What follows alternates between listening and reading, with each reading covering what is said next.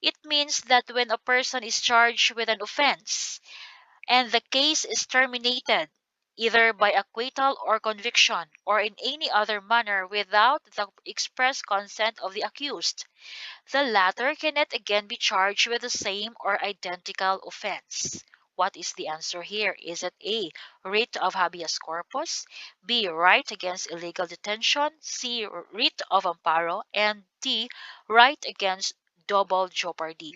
The answer is right against double jeopardy. Okay, ano po ang basis dito? It is from Article 3, Section 1 of our Constitution. It states there, no person shall be twice put in jeopardy of punishment for the same offense. Ano ba itong jeopardy? According to the law, it is the danger arising from being on trial or for a criminal